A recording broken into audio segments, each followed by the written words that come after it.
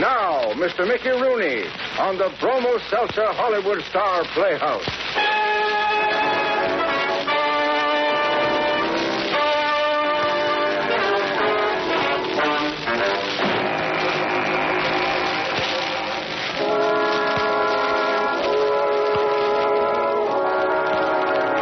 Seltzer presents Hollywood Star Playhouse. Tales of suspense, thrills, adventure by Hollywood's finest writers with Hollywood's top stars. Portions of this program are transcribed and is brought to you by Bromo Seltzer. Good evening, ladies and gentlemen. This is Herbert Rawlinson. Welcome to the Bromo Seltzer Hollywood Star Playhouse.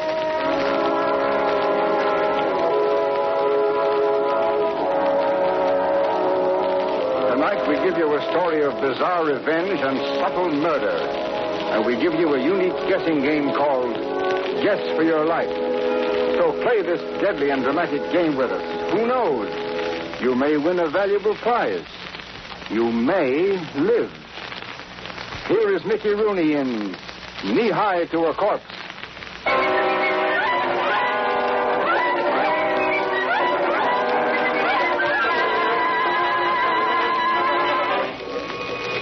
Armando. No. Andy? No. August? No. Arthur? No. Hey. Archie? No. Al? What's that? Al? Is it Al? No. Alvin? Alan? Allison? No. What is it? Tie the bees. Bertie? No. Bill? Sam? No. Bradley, is it Brad? Sorry. What is it then? What is it? Tell us! Guess some more.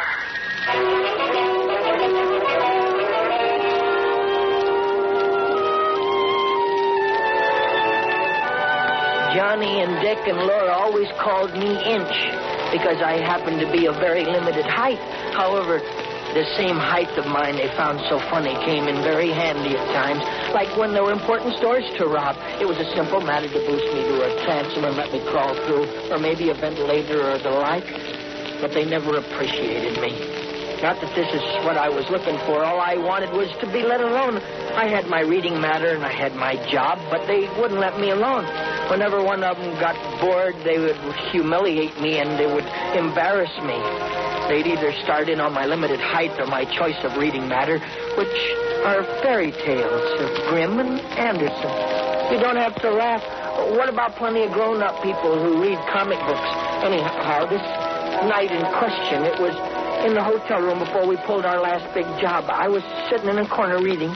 Johnny and Dick were playing two-handed poker. Laura was just watching. That's enough for me. $300 in the hole is enough. And what time is it? 6:30, Johnny. Yeah, we got plenty of time. Hours. How about some coffee and sandwiches, huh? How about it? I'm hungry. Hey, Inch. You call me Dick? Coffee and sandwiches. Oh, thank you. I don't care for it. I'm not asking you, do you want any? I'm telling you, go get them. Oh. I wasn't paying any attention. I didn't get the drift. You're so stupid wrapped up in those kid stories. When are you going to grow up, Inch? You don't get the drift, Johnny. They got underlying meanings, fairy tales. They aren't just kid stuff. Like take the Mother Goose nursery rhymes. They got deep underlying Coffee meanings. and sandwiches, Inch. Any particular kind of sandwiches? Yeah.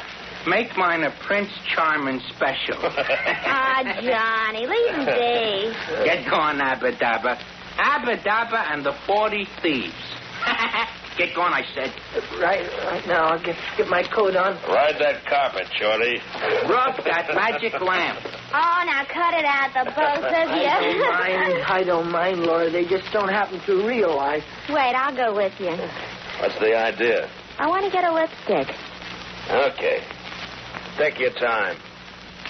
But hurry.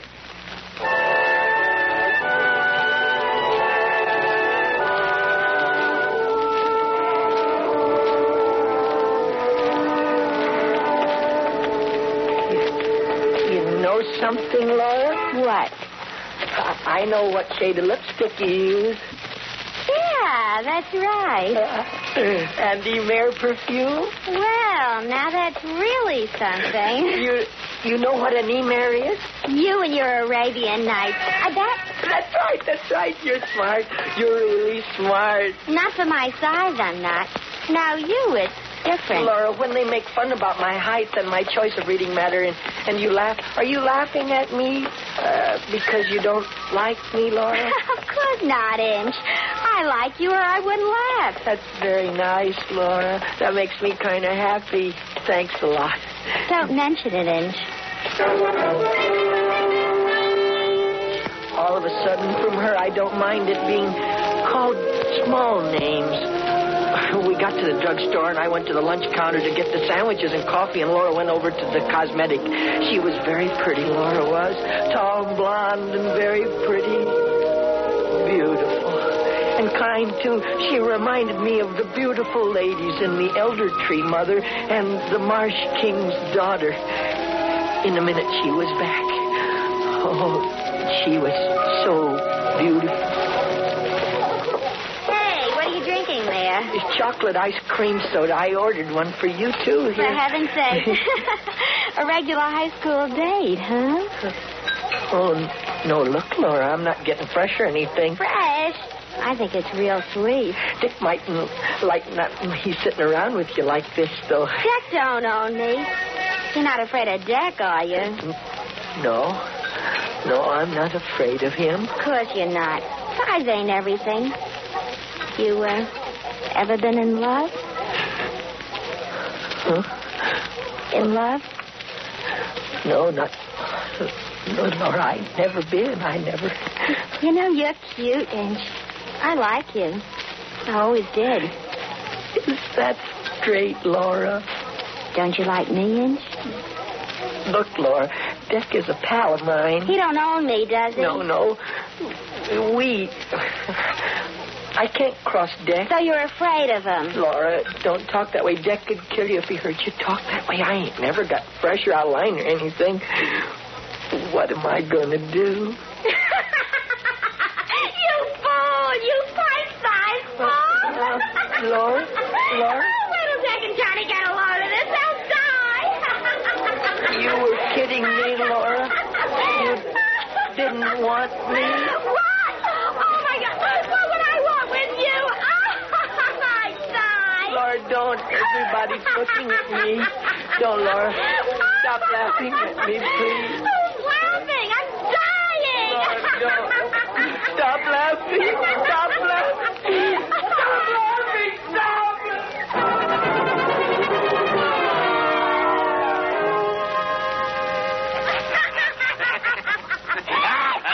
Something, boys. He's making a pass at me. Oh, Mama, give me speed. I didn't either. I told you I wasn't. Stop laughing. All of you, stop laughing at me. Stop it. Okay. I stopped. It's okay, dwarf. I don't want trouble with you. You might hurt me. You're so strong for your height. Now, Inch, I want you to repeat after me very carefully. I am sorry, Laura, for getting out of line. Say it. I'm sorry, Laura, for getting Talk, Peanut. out of line. The whole thing now. Sorry, Laura, for getting out of line. And from now on, I will read my simpleton fairy tales and stay out of big people's business. Say it. Now I'll read my simpleton fairy tales, and I'll Say it. big people's business. Check. And double check. You didn't have to hit the runner. I did have to. You didn't have to knock him kicking. No, I just wanted to. How much time we got before we tap that ball, Johnny? About an hour. Now, let's go down and get a beer. Laura? Yeah, all right. What about Inch? Inch? I don't like beer. He likes chocolate sodas. Come on. You punks! You punks! Punks! You don't even know my right name. Nothing. I wish you were all dead and buried. I wish somebody come and pour boiling oil on top of you like Alabama and the 40 Thieves. That's what I wish. And if I wish hard, it comes true. 'Cause that's the way it is.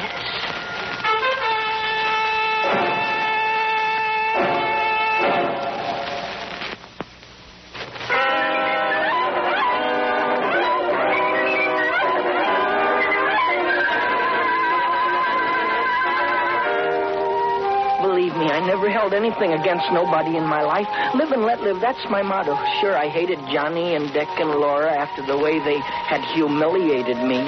Who wouldn't? What happened the night we pulled our last big job was just peculiar. I was just a victim of circumstances, that's all. So were they. There was over $100,000 worth of fur pelts in the refrigerator vault we were knocking off that night. I led us into the building with my bunch of keys. And we went into the dark building. So far, so easy. All right. Buzz the service elevator. Cover your face, Johnny. I got a sight inch. Okay, Dick. So like I was told, I ducked behind a barrel and waited. The elevator was on the way down. Dick and Johnny were pressed on each side of the doors while Laura stood in front of it.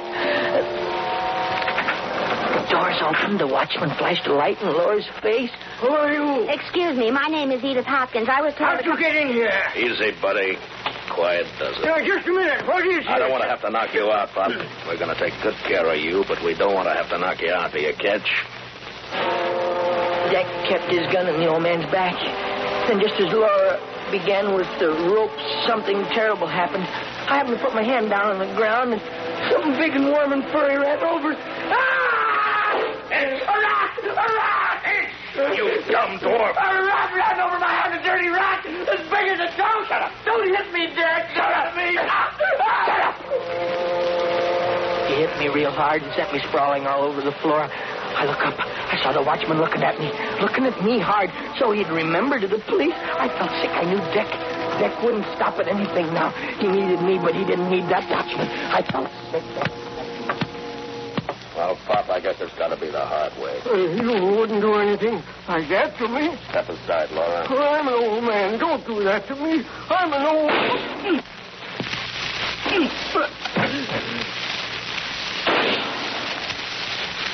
Dick, that's dirty work. Shut up. Dick.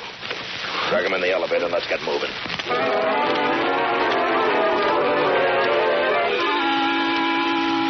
Well, there she is. 100,000 clams are waiting on the other side of that steel door. She's your baby, Pee-wee.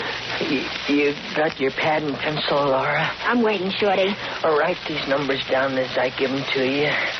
Wait a minute. Turn it.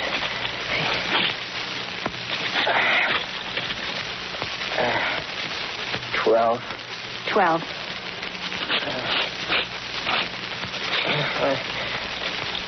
20. Yeah, 29. 8. 15. You got it? 12. 29. 8. 15. Yeah, I'll play around with them a bit, though. Watch out for wires. Don't worry. Never mind, don't worry, just watch it. Quiet, will you? Please, Dick, I'm doing this fast. It's close. It's close, I can tell. There she is. Good. She is, Dick. All right, now beat it, Half-Pint. Get lost for half an hour. This is for adults. It was some vault. Inside there was a desk and steel files and an intercom and everything. A regular office. Get going, I said. And if you pull any more bonus, so help me, I'll slit you in two and throw you down the elevator shaft. Oh, let him be. There was a little red light over the fire exit, and I sat down on the floor against the door and pulled out my little book of fairy tales and started reading. Only in that light, the pages seemed all red, like the watchman's blood.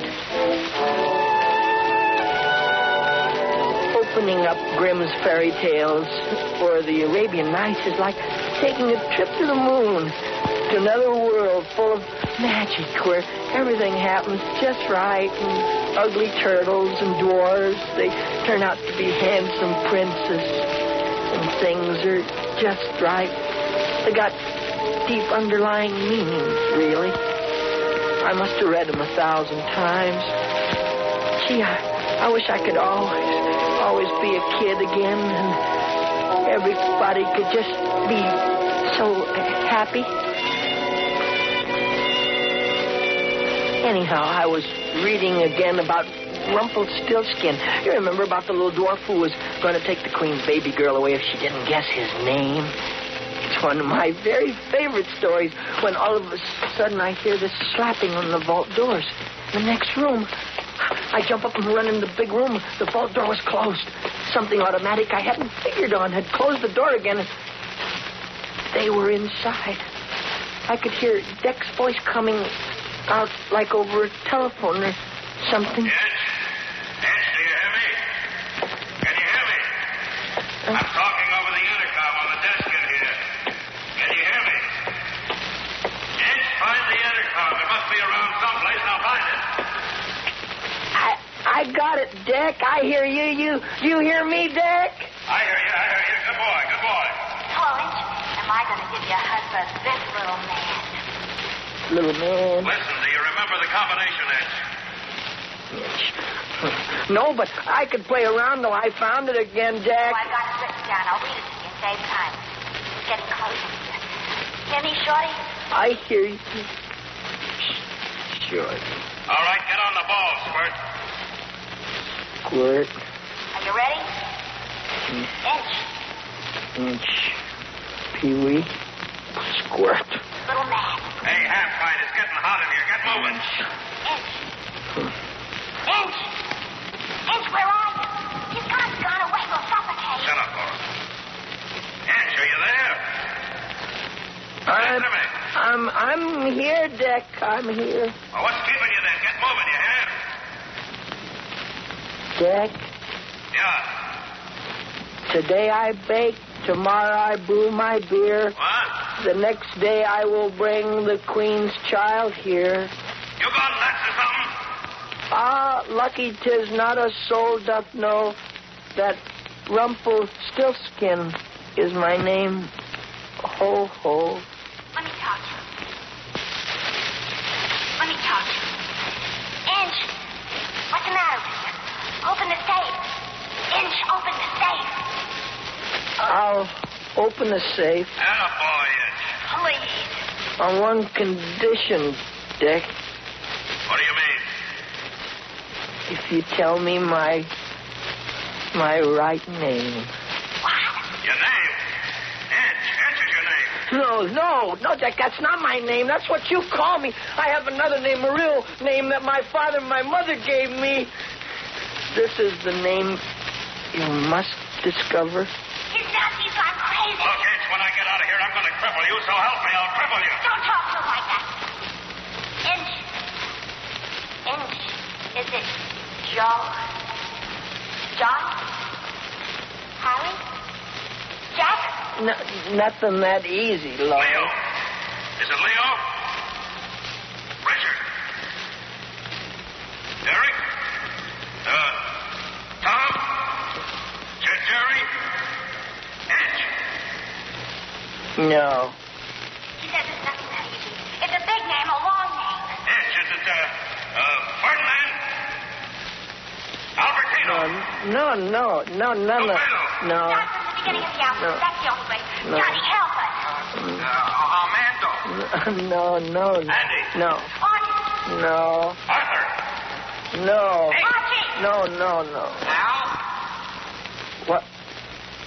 What's that? Al. Is it Al? No. Alan. No, it's not close. What is it? Try the B's. Bertie. No. Bill?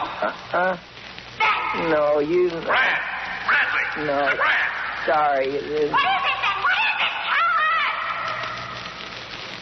us! Guess some more.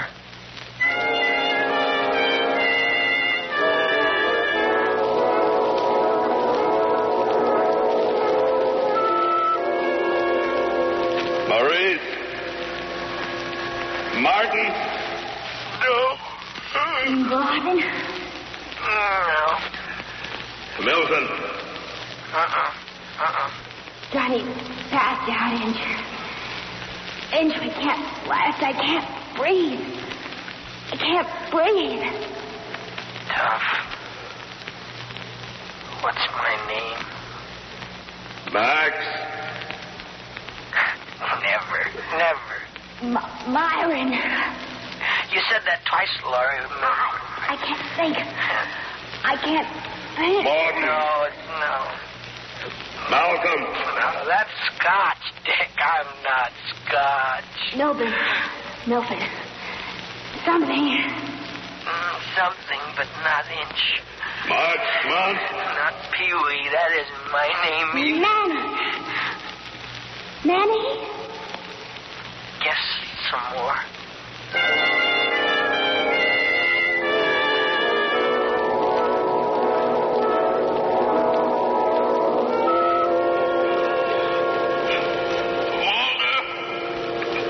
No. William? You said Bill way back. Remember, Laura said no before. I can't breathe anymore. Can't breathe. Shoot me, Dad. Dad, shoot me. Yes.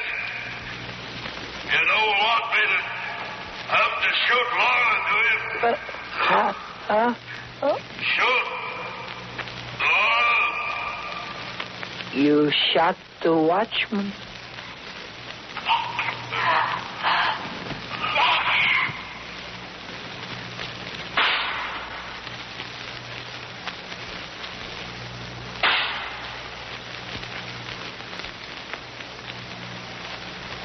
Dick? Laura? Dick?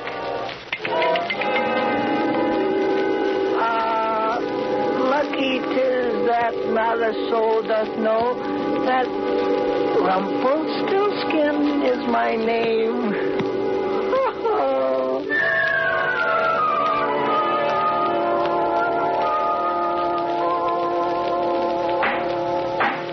Complicity in the crime of murder is governed by the same laws and the same punishment as first-degree murder. But, Your Honor, You have been found guilty of complicity in the murder of James Cavanaugh, the night watchman. Arlington Elk, you will be remanded to the custody of the warden at the state. Arlington Elk. During the week of May 9th shall be... Arlington Elk. God have mercy on you. Arlington Elk. Thank you, Judge. Thank you, Your Honor. Thank you.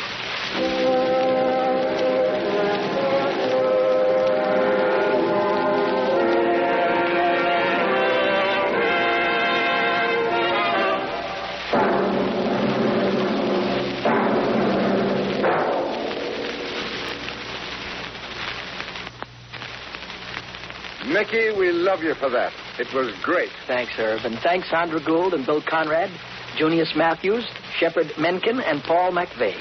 Thanks. Thanks again, Mickey. In just a moment, I'm going to introduce Mr. Frank Lovejoy, the star of next week's play. And now...